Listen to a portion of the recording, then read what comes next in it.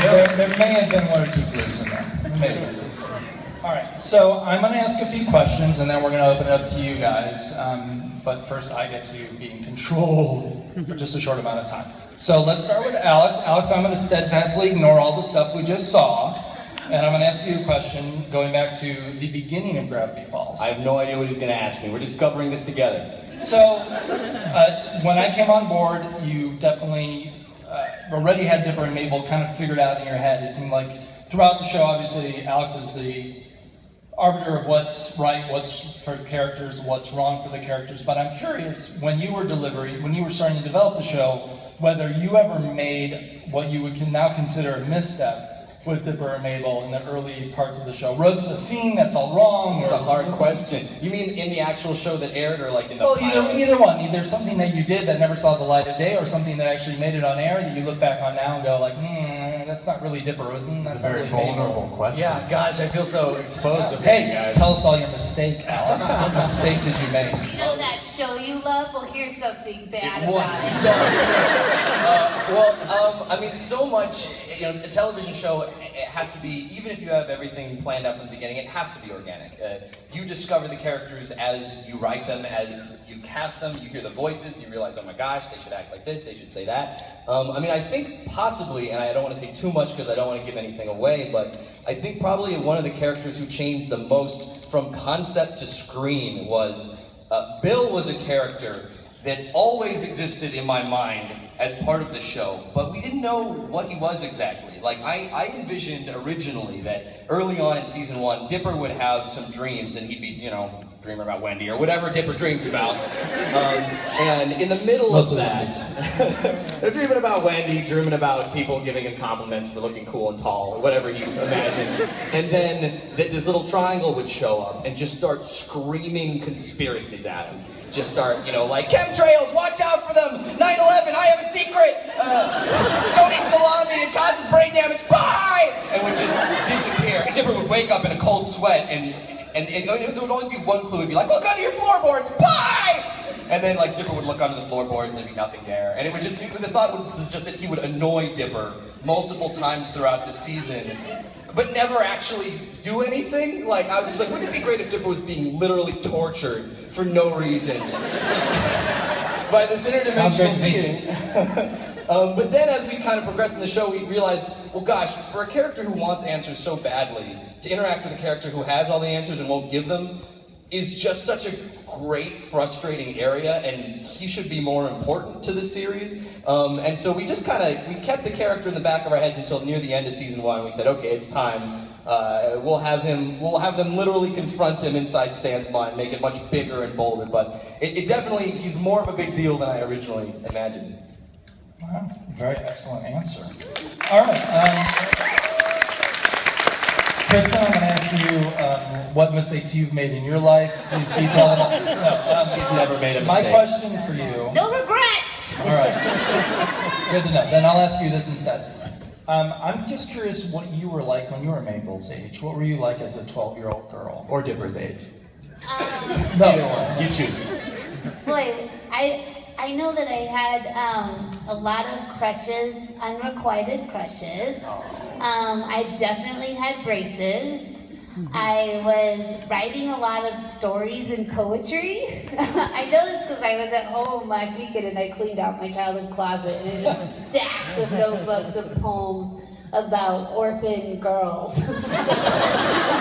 Every girl was an orphan. Do the orphans ever encounter a prince or get adopted by someone awesome? No, they were usually trying to, like in this one story, her grandpa was dying. I guess she wasn't an orphan.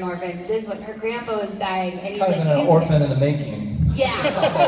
And he was like, you can save me. And he gave her a map and a crystal to Fantasyland, and then she went there. And, I'm in. This is incredible. This is a great story. You've been keeping this episode idea from us this whole time. I just found it. 39 pages of pencil cursive. So in other words, you were literally Mabel. I didn't know about the braces as well. Oh yeah, I had braces and headgear.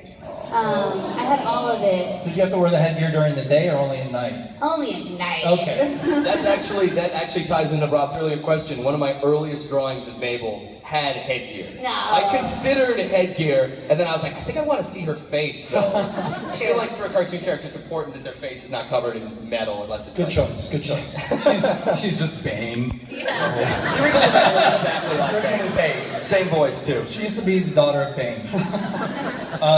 Matt, let's move on to you, shall we? Absolutely. So, we're talking about adventures. Uh-huh. If you could be in any adventure of Gravity Falls that have already aired, so we don't spoil anything, and you could be whatever role in that adventure. You have to be one of the characters, but you can choose which character and you can choose which episode you would be in. What would you be in? What episode would you like to go through with? You this could character? quantum leap is basically what we're saying. Yeah, I guess, sure.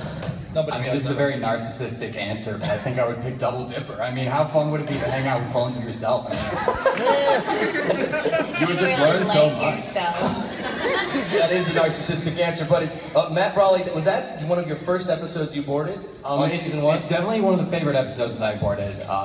Yes, absolutely. A lot of the Dipper like arguing action. You may recall a scene where the Dippers have locked Dipper Prime in a closet and he angrily eats handy snacks. He's like, fine, I'll eat these snacks, and he's kind of frowning but eating them anyway. That's all boarded out by Matt. Those are Matt Brawley's beautiful drawings.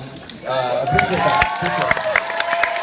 One of my favorite drawings that Matt has ever done was in the very first Gideon episode, A Hand That Rocks the Mabel.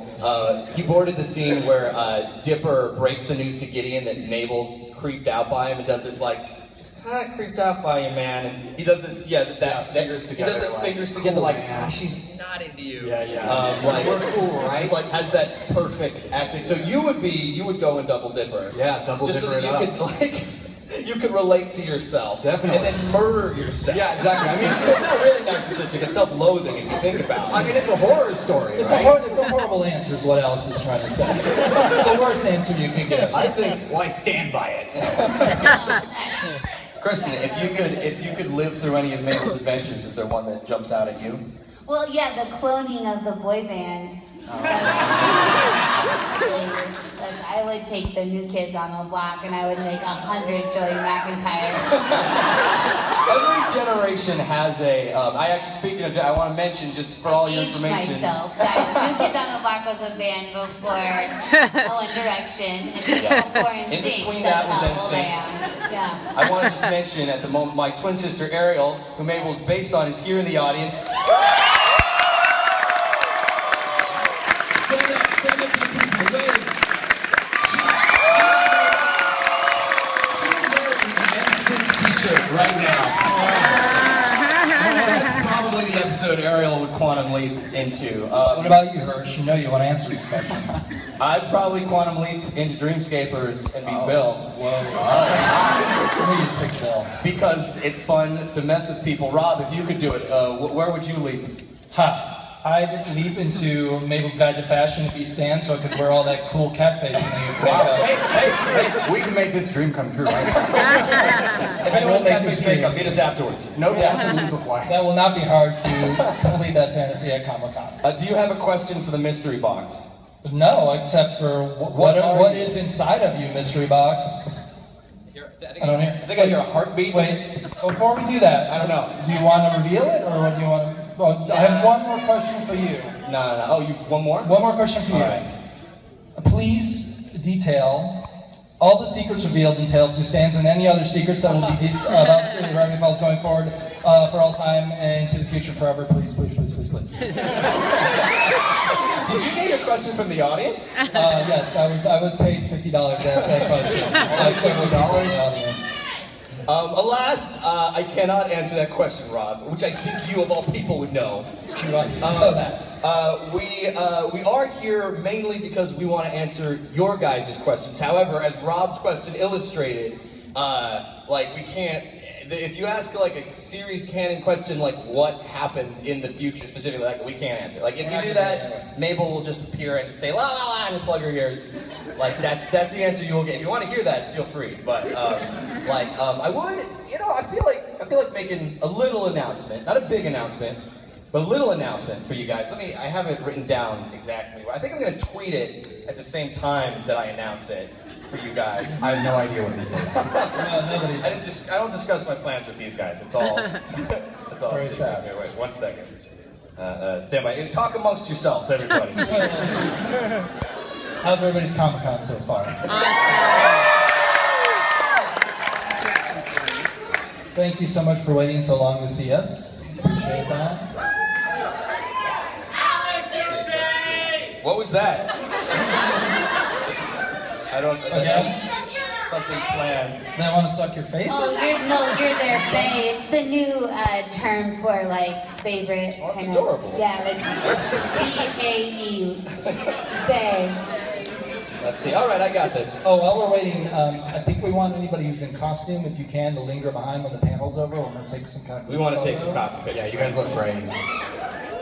So just miniature announcement. I'm going to say it when I tweet it. I'm just going to say it first, then I'm going to tweet it. So you guys all get it first. Everybody knows A Tale of Two Stands is airing this upcoming Monday on the 13th. But I'm going to announce the dates of the following 2 episodes and their titles right now for you. The next episode following that is called Dungeons, Dungeons, and More Dungeons. It's airing on 8/13, and the episode after that, The Stanchurian Candidate, airs on 8/24.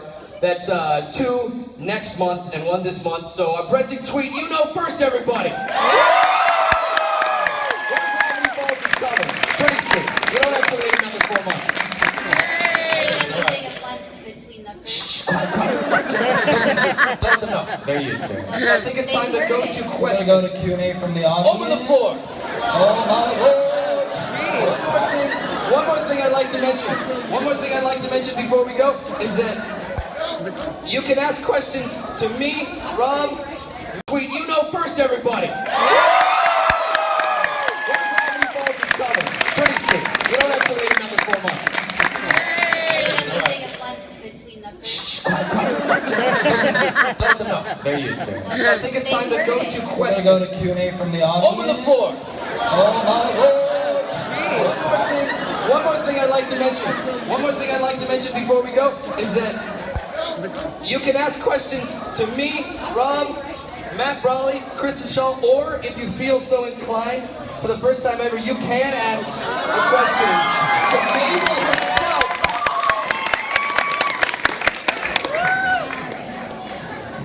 Everyone asking You a can also question, ask a question. Just stand if you feel like it. Kneel Stand down, too. please. Just kneel down in the line. Thank you. All right, I think we're ready. If you could just say hello and give us your name and tell us what your question is. Okay. Oh man. Okay, I'm Colleen, and I'm like a huge fan of the show, and it's kind of like an I don't honor. believe you. Your name is Bill, actually. Yeah, oh, sorry. Yeah, it's Bill. I had a question for the writers, so I guess Matt and Alex. Like, if Stan and Mabel want to answer too, that's cool. But They have no idea how the show is written. It's a mystery to them. well, The show's Nor rich. should they. no, it's just like there's like obviously so many different ideas kind of going on, and it's like amazing for me to see it. Like, I guess coming up with all these crazy ideas and putting them up in this like sequence that all makes sense, and you watch like episodes before and be like, oh yeah, that connects to this thing, which connects to this thing. Like, how do you even come up with that stuff? Is it like a big group, or do you come up with it like right away, or does it just take a really long time? I guess like the writing process. Yes to all of those. It both is easy and fun and also hard and impossible. And get it in anything takes a long time. Rob Robinzetti is also a part of the writer's room.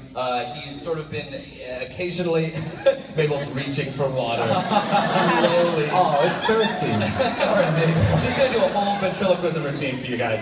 Rob has been part of us for day one, and Rob's written on many other shows. You've written on My Little Pony, Powerpuff Girls, My Life as a Teenage Robot, obviously. How does writing on Gravity Falls compare to those shows?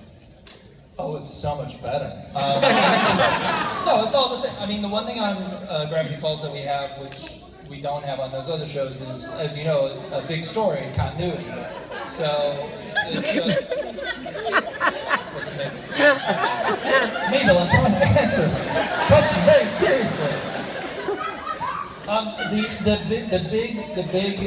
The thing when you're asking is the big story. How do we come up with it? Do we have it all once?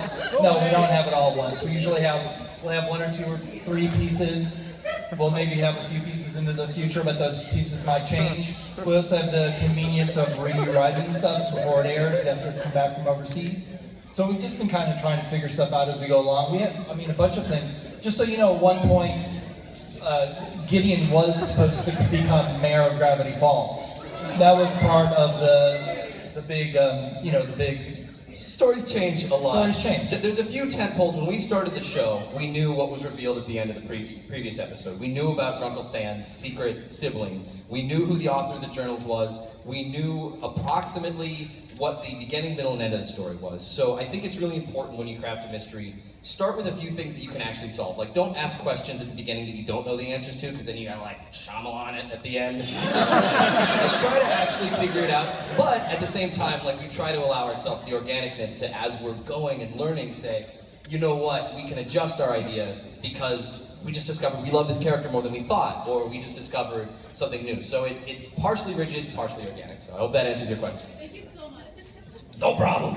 Thank you, Toots. He talks like that, that's not me. Hi. I was wondering, at the end of season 1, you see Blendon in the background walking behind when Gideon's arrested, and then in the Halloween episode you see that mysterious pair of feet hiding in the cloak in the candy store. Did we ever harken back to those moments to explain them? Mabel, can you answer that question? Mabel. Sorry. I can't answer spoiler questions. I'm so sorry. But for a small fee, I can tell you later. I guess Mabel did spill her water, so if I can get a towel. I'm just worried about electrocution, that's it. We've practiced with these puppets for months. Harley Quinn's got a question.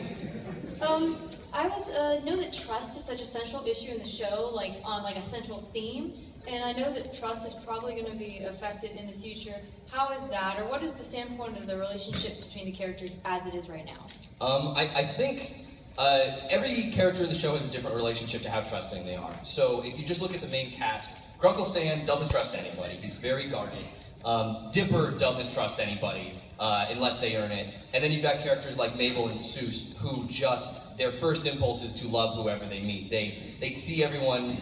I mean, I think a lot of the characters see themselves in other people, and the level of trust that they have for others shows their own sneakiness. It's like, Dipper doesn't trust other characters because he knows that he has this very rich interior life, and he keeps a lot of secrets, so he assumes the same as everybody else. Obviously, the last episode, the theme of trust was the entire point of the story. It's between Dipper and Mabel, Dipper who trusts his head, Mabel who trusts her heart, who is right about how to feel about Grunkle Stan. And the hope was that our audience would be equally divided about how to feel about that. Now that the answer has come out, it's been revealed that Grunkle Stan was indeed lying to them all this time about things fundamental to who he is. The next episode is all about, is he worthy of the trust that Mabel just gave him? Yes, keeping that portal open did not destroy the world, but what did it create, and is Stan a good guy or a bad guy? These questions are still unanswered, and the next episode is sort of about answering those questions, if that makes sense. Thank you. Hi. So I have a question, because I think most people know that Gravity Falls was based off the perfect summer that you would have liked to enjoy as a child. But I was just wondering, if you had the chance, would you endure like all the horrifying parts of Gravity Falls just to enjoy the mystery as a child? Mabel, has the summer been more horrifying or more delightful? On balance. I had a good time. So mailing good. Yeah.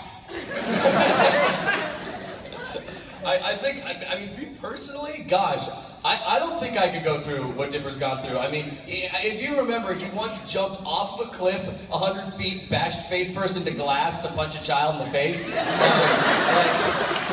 Like once I jumped into the short end of a pool and broke my toe, like, I'm not, like Dipper is like if I had way more courage, I think. I don't know, Matt, if you had the option to experience all the magic and fun of Gravity Falls, but you also had to go through all the pain, would you do it?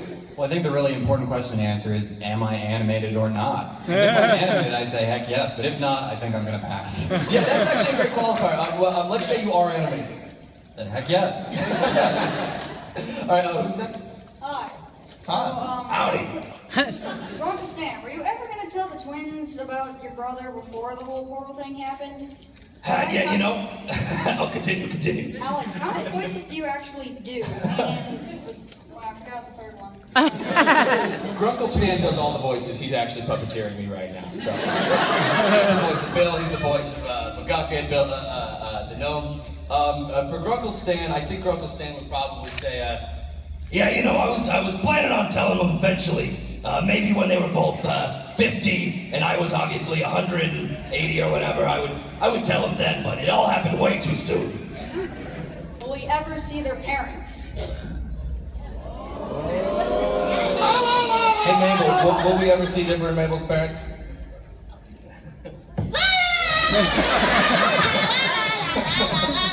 I'm sorry, that's all we can say. Let's move on now. Ask my question. Can I do the question in the Bane voice? Please do the question in the Bane voice. Okay. Well, hello there, Alex Hirsch. You may not notice, but I'm a fan of the singers Batman knows my name. Your Bane voice is too good, I can't understand it. No. Is Bill the cause of all the weirdness in Gravity Falls? Is Bill the cause of all the weirdness? Is Bill the cause of all the weirdness? That's I mean, an he easy was one to born answer. in weirdness and molded by it. I will say that. I can say Bill is not the cause of the weirdness. Gravity Falls would be weird with or without Bill, but I will say that Gravity Falls' weirdness is why Gravity Falls is so interesting to Bill, and that's all I can say. Thank you, Bane. Thank you, Bane. No more Bane. Go away, Bane. We love you, Bane. Okay. See you soon, Bane. This is for Alex. I've heard that you are a champion at bird calls, so I was wondering if you could demonstrate. I would also like to hear this. Those days are past. You know, maybe if like Rob Ronzetti was kidnapped and I got called Can up. we arrange a quick kidnapping? He was kidnapped by people with very sensitive hearing, and they said, like, the only way to prevent the kidnapping is you have to do your bird call. And I'm like, oh, it's one last job, dragging me back. I thought I was done, but That's a horrible action movie, by the way. It's the worst Bird Caller, Bird Caller 2017. The short answer to this, and I can't, it's a long answer, but like, the bird calling contest that I was a part of when I was 15 was kind of a scam. Like, it was kind of like, it was super fun, but like, you didn't win based on your bird call, you won based on like telling jokes before your bird call. So like, I got up and I was like, what's the deal with birds? Quack, quack, and then I made some noises. So I actually know nothing about bird calling. Like, the call I did when I was 15, it's a total scam. Like, I didn't tell anybody, but like, if any ornithologist heard it, they would say, it's no good. So just like, imagine like a baby with cholera, like on fire, like that sound. That's the bird call. So anyway, it lives in your mind now. Thank you.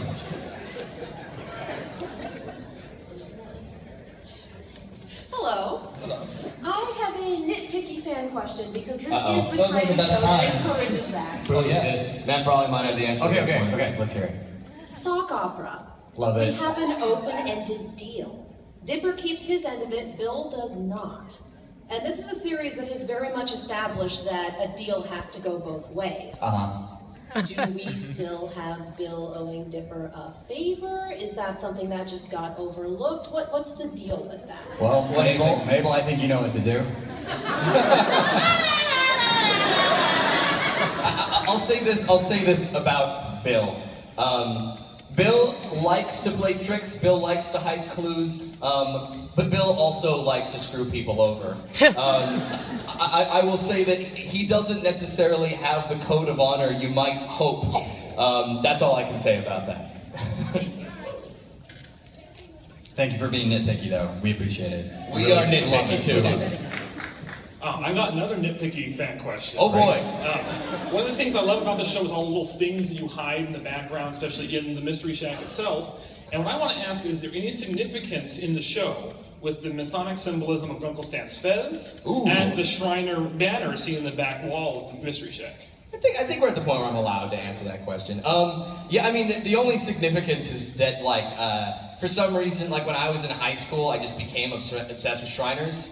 I guess because I didn't have a girlfriend, like, I don't know. I was just like... That's the reason. I went to a cemetery and I saw these Masonic symbols, and I was kind of like Nicolas Caging my way around, like, what does it all mean? Like, when I pitched a show to Disney, I was like, wouldn't it be funny if I just, like, loaded this kid's show up with, like, weird Masonic-looking symbols? You know, like some guy out there who really believes that, like, they're infiltrating the media, like, just make him insane. And so, like... So, I mean, I thought, like, you know, I'll sort of portray Grunkle Stan as a Shriner-esque kind of guy. In terms of the actual tapestries and fez and those other artifacts owned by Stan in the shack, I'll say those did not originally come from Stan. Those are things that Stan acquired over the course of his life from another character, but I can't say more than that.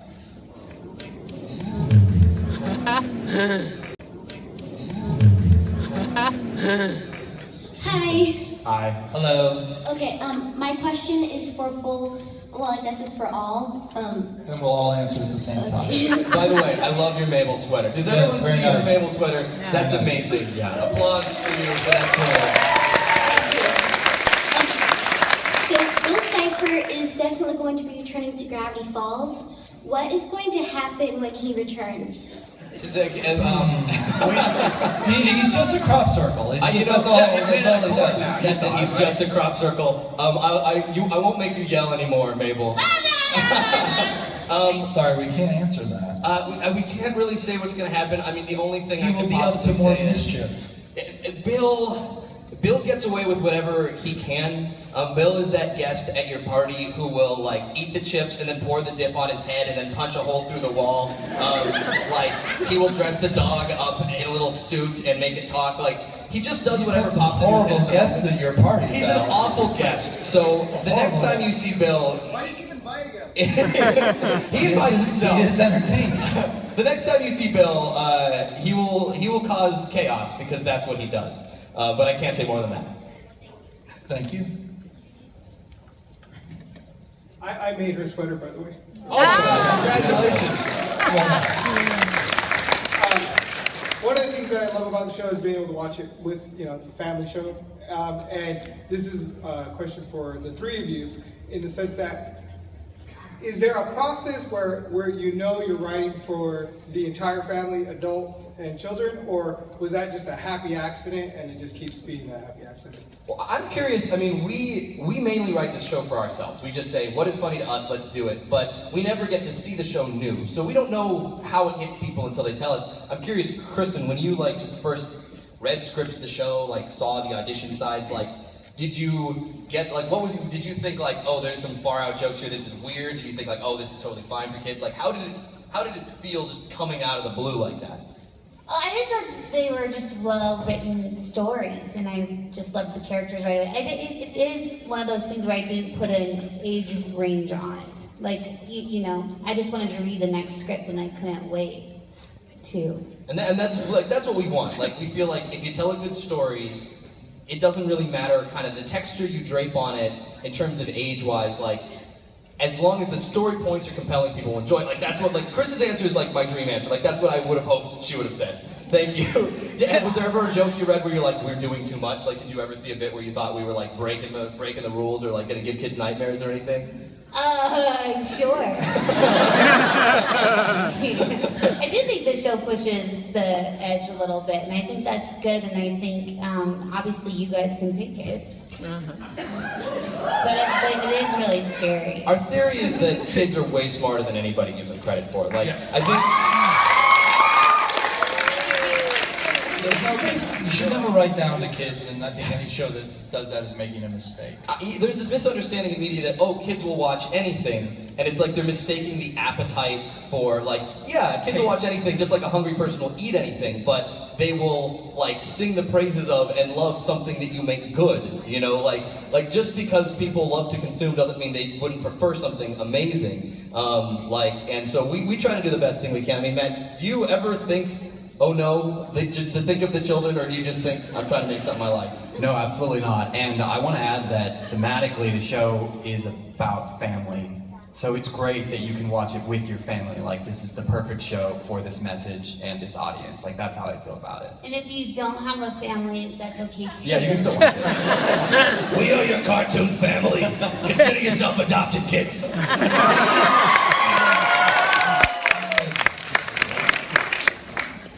Hi, my name's Asia, and my question is, are there any monsters like in other places of the Gravity Falls universe, or is it, and like Gravity Falls is just a hub for it, or is it just Gravity Falls? Good question. I can vaguely answer that question. A vague answer is what you were looking for, right? I think that if you had a globe with little red push pins, and you put a push pin down every place where something weird and impossible happened in the universe of Gravity Falls, you'd see a globe with a couple spattered red dots around the world and a just buttload of them as you get closer to Gravity Falls. That's all I can say about that. Thank you. Hello. Hi. I was wondering how the events in Not What He Seems affect Seuss, because he's always thought of Stan as like a father figure because his father betrayed him, and now Stan has betrayed him. So, yeah. Well, there it is. Well, now I feel terrible. That's heavy. Let me take the mic for a second. I would say that I didn't betray anyone, but you can decide when you see the episode whether or not I betrayed anybody. I'll take the mic away from Stan for a second. I think Seuss is as I said before, a very trusting person. I think with Seuss's father, he never got anything from the guy. He never got an inch. He didn't get a birthday. He didn't get an afternoon. He didn't get a game of catch. And so I think that betrayal stayed with him. But Stan, even though he's rough around the edges, Stan has basically taken Seuss in since he was 12 years old, given him a job, and sort of given him an image of like what an adult is and how to act in the world. And even though Stan is the worst possible role model, he genuinely loves Seuss and wants to spend time with him. Stan's the kind of guy who'll say just like, "Yikes, Seuss, you're breathing down my neck, get out of here," and then realize he's got to go to the store to, pick up some Elmer's glue and say, "Seuss, get back here, I need someone, I can't be in the car, just driving on my own." Like, he loves Seuss. And I think Seuss, when Seuss hears about what's been going on with Stan, will not forget the good in Stan, but I can't say more than that. Thank you. Hi, so one of the first things that really grabbed my attention when I started watching the show were the ciphers at the end and thrown out throughout the whole series. How do you decide which ciphers to use, and like if any are too complicated, or you find some too simple, or just what's the process behind? Nothing's been too complicated for anybody to figure out. Yeah, there's literally nothing we could come up with that you guys couldn't crack in a second. Like, we've sort of, I can answer that question quickly, which is, those ciphers are written by me usually an hour and a half before we ship the episode. It's something where it's mainly they're meant to be hidden Easter eggs. Every now and then they contain small clues or foreshadowing.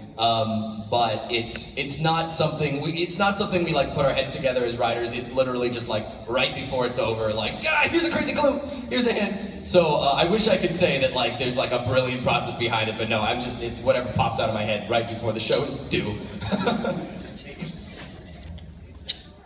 made it to the microphone. Awesome. Okay, so I wasn't gonna ask this, but I've been like wondering this ever since I like started watching the show. In the episode Society of the Blind Eye, they have the memories, like McGucket's memories and Robbie's memories, and they weren't from Robbie's or McGucket's point of view. What perspective were those from? Because I was so confused. That's a very good question. Rob, would you like to answer that question? Sure, since you don't know how to answer it, I will. No, they're the machine. It's quite obvious if you think about it.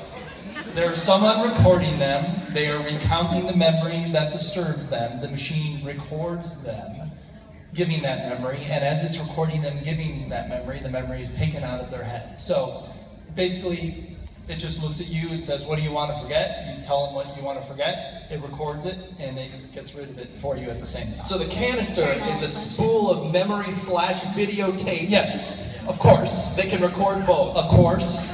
As we're all very familiar with in history. That is now the canon answer. Thank you so much for your question. Oh, you ever gonna release the unreleased first episode of Gravity Falls? No. Then in the pilot? Wouldn't it be interesting if that and a tape of my bird call was in this crate right now? It's just like, it opens up, Big Bigfoot and Jimmy Hoffa, and probably not. I mean, I think possibly for the fact that, just for legal reasons, oftentimes pilots that are made internally have a lot of music that is temp and it's unlicensed and photographs that are unlicensed. Like, it's not made for national broadcast, and like you could get sued if you put it out for sale. So it'll probably never be out there. Maybe one day we'll just put it on YouTube or something as sort of a historical curiosity, but there's no plans in official capacity to do that. This is gonna make the pain worse, but it's like one of the best pilots I've ever seen. Well,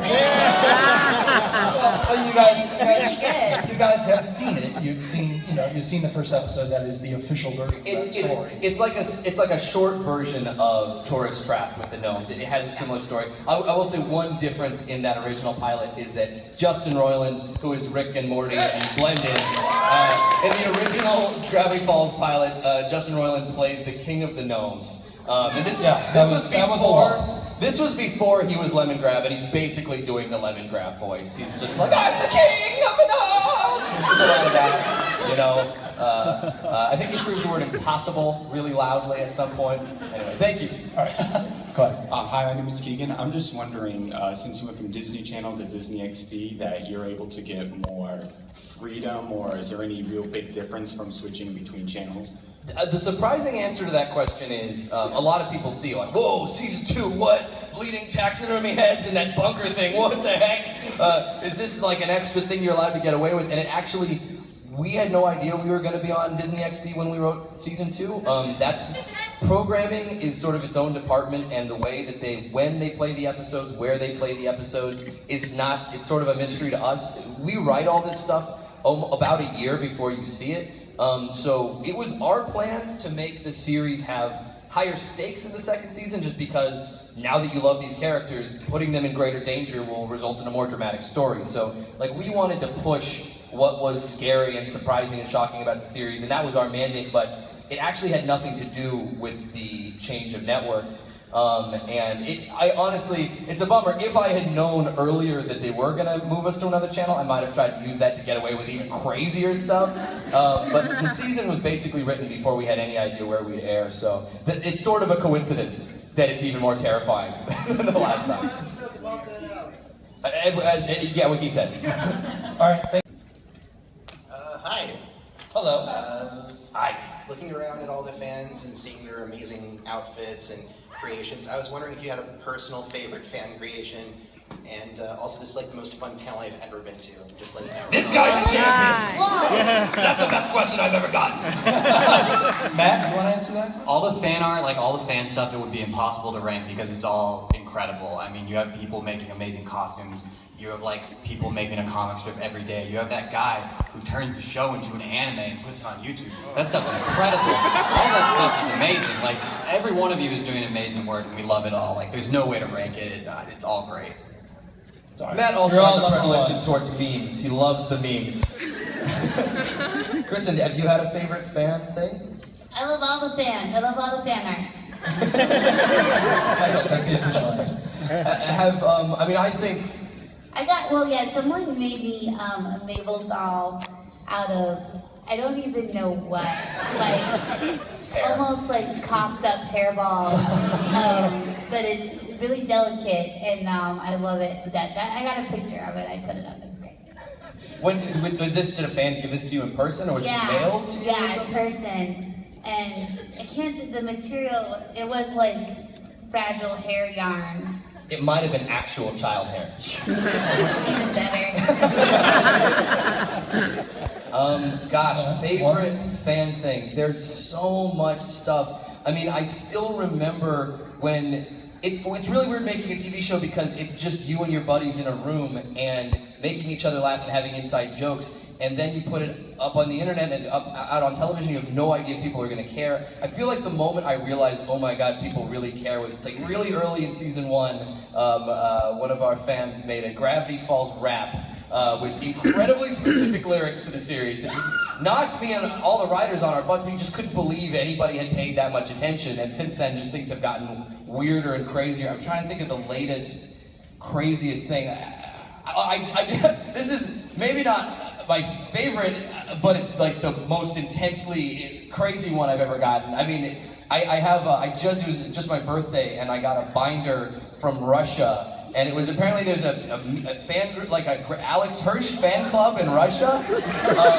It was like 30 pages, and every page had a different drawing of me, and like just picture like me as like a chibi anime character. He likes pictures of himself. Yeah, very narcissistic. No, it was amazing. Like, oh my gosh, people are watching in Russia and they're drawing me, and they're drawing me all like tumblered out with like wide shoulders and like in a suit. looking with the eyes of love. That's probably one of the strangest things I've ever gotten, but I was very appreciative. Rob, do you have a favorite fan thing? No, because we need to get another question. This is Rob's favorite fan. Rob's all business. Business Renzetti. Phone, please. Hi, I'm Sarah, and I'm a younger sibling. I love watching Mabel and Dipper progress and develop as siblings, and I love their relationship. And I'm wondering have they developed differently than you originally thought, and if so, how? See, that was my question at the beginning of the panel. I tried to dodge it last time, and now I have to really answer it. Come on. I think the thing that we discovered about Dipper as we wrote it is I originally imagined Dipper as being like me when I was 12, and I was very inside my own head, and as we quickly learned for stories, that doesn't turn into a story. Like a great character has to make choices and often mistakes in order for drama and entertainment and for them to learn lessons. One of the hardest stories we ever broke actually was the episode Matt talked about earlier, Double Dipper, where we knew we wanted to have a story where there was like a dance at the Mystery Shack. We loved the idea of it, putting these kids through the awkwardness of a school dance type scenario, because that to me is like the pit of my stomach. Worst times when I was in middle school was having to go to a school dance. Like the stakes, the tension was the highest. So we came up with this contrived reason that Grunkle Stan is throwing a dance in the shack just so we could get that kind of a story. And for a month we were stymied on how to break the story because it was like, okay, when I was 12 I hated school dances, so the whole plot will be just Dipper hates the dance, just doesn't want it to happen. He's trying to prevent the dance from happening because he doesn't like all the loud noises and he's not comfortable dancing, and it sucked. Dipper was boring, and even though that was true, like if it was me as a kid I would just avoid the dance. The reason though is that I secretly wanted to dance and I couldn't, and I wanted to tell the girl how I felt, and so we thought, okay, I have to make this kid make the mistakes that I was too scared to make and receive the punishment, or victory, depending on the situation. So Dipper is both more foolhardy and braver, more neurotic and more open than I was as a kid. You sort of had to externalize it. I think with Mabel, a lot of it just came from the moment we cast Kristen. Like, the writers were just like, what would Kristen say? Like, once we have Kristen's voice, like, as you heard, like, from Kristen's childhood, like, this is a lot of Mabel right here. So, like, a lot of it was just like, what is that energy, like that fun, funny, optimistic, weird energy that we can get from this character? I think something that you'll discover from Mabel as the season progresses, and I can't say too much about it, is that even though Mabel acts happy and sunshiny all the time, thank you, Mabel. She's listening. Even though she's learning her own future right now. Spoiler alert, Mabel.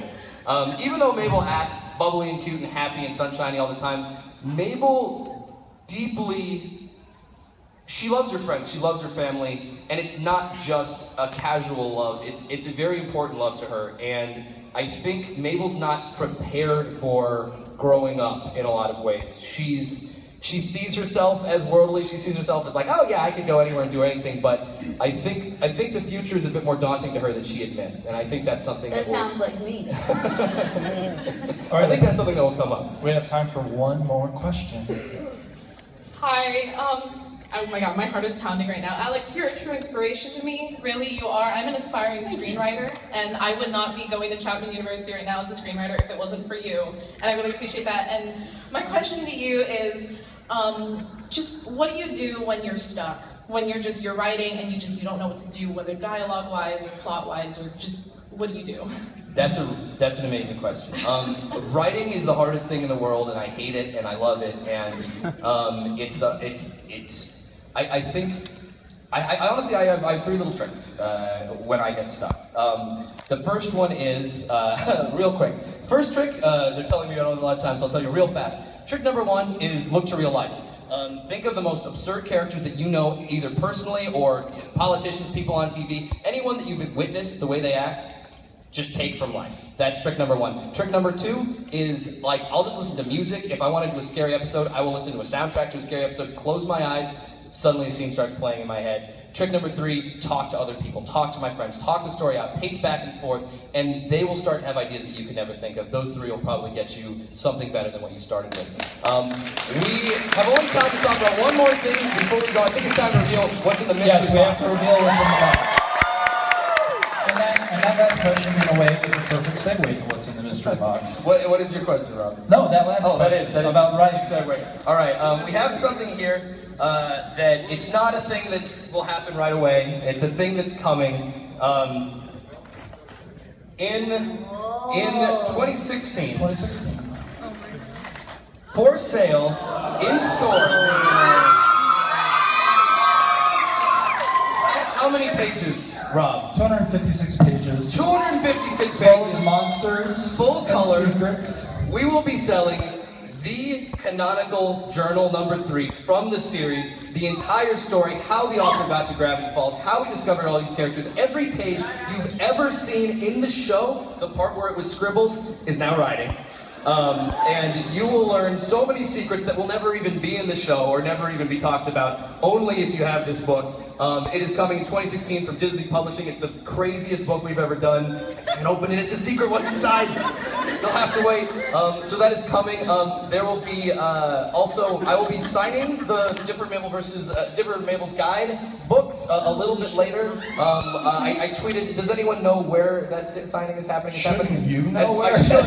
It's happening at 4 o'clock. Oh, there it is. That's our autograph session. That's our autograph session. We'll all be at that right now. And do we have a slide for the one? 4 o'clock, there's a Disney Publishing booth on the floor that I'll be signing books. What's that? 1129, if you guys want to get a thing signed there. So anyway, that's the panel, everyone. Thank you so much for coming. Thank you, everyone.